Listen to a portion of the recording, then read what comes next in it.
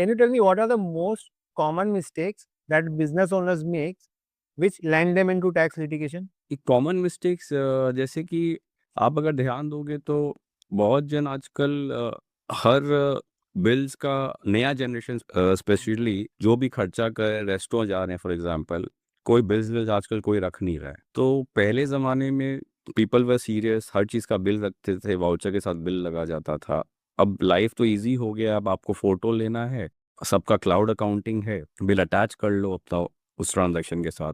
आजकल तो इतने सारे अच्छे सॉफ्टवेयर्स आ गए हैं कि आप चलते-फिरते फ़ोटो लेके क्लाउड में अटैच कर सकते हो बिल्स। तो ये सब जो नया जनरेशन अभी यूज़ नहीं कर रहा है, they they tell their chartered accountants and their senior people, fathers और ग्रैंडफादर्स कि इतना मेरे से नहीं होगा। अब ये बहुत बड़ा कॉमन मिस्टेक है, अगर आप खर्चा करते हो और सपोर्टिंग नहीं रखते हो, तो आप कैसे जस्टिफाई करोगे इनकम टैक्स डिपार्टमेंट को कि क्या चीज़ का खर्चा है? कुछ सैलरी पीपल होते हैं, वो एचआरए में इतना बड़ा-बड़ा क्लेम कर देते हैं, उनके बैंक से रेंट ही नहीं जा रहा है। अब वो बोलते हैं कि मैंने तो कैश में दिया है, तो मैं बोलता हूँ ठीक है भाई, कैश में दिया है तो तुम्हारे बैंक में कैश विथड्रॉ होना चाहिए, वो कैश विथड्रॉ नहीं दिख रहा है। तो मतलब कि इतना सिली मिस्टेक्स लोग करते हैं, ऐसा-ऐसा क्लेम ले लेते हैं, उनके पास कोई सपोर्टिंग नहीं है, कोई बैंक में कोई ट्रांज़ैक्शंस नहीं है। तो आप जो भी कर रहे हो, आप उसके पीछे पहले देखो तो सही कि उसके डेटा है या नहीं आपके पास। आप कोई भी क्लेम, कोई भी एक्सपेंस तो मत लो। फिर जैसे मैंने आपको बोला कॉमन मिस्टेक्स में जैसे मिसमैच होता है, अलग-अलग अथॉरिटीज़ का मिसमैच है। अब कभी-कभी क्या होता है कि गवर्नमेंट के मिस्टेक से भी आपको प्रॉब्लम आ जाता है। कभी मैंने एक प्रॉपर्टी खरीदा, अब वो स्टैम्प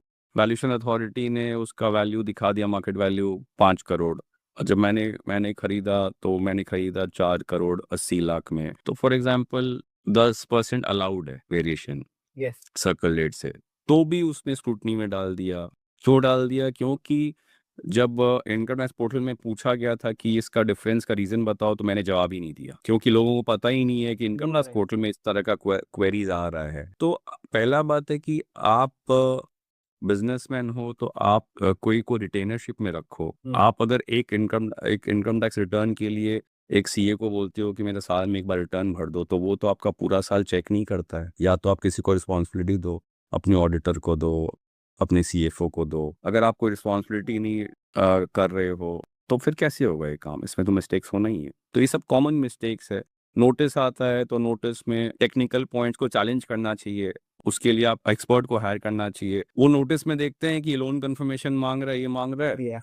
दे दिया अपने जूनियर अकाउंटेंट को। वो रिप्लाई बना के जमा कर दिया। अब उसके अंदर कोई इश्यू आया, अब वो लिटिगेशन चलते जा रहा है। अगर कोई एक्सपर्ट को दिया होता, तो वो तो पहले ही बता देता कि नोटिस ही इनवैलिड है। वहीं ये बस लिटिगेशन पॉइंट खत्म। पे ही क्लोज हो जाता था। तो ये सब अवेयरनेस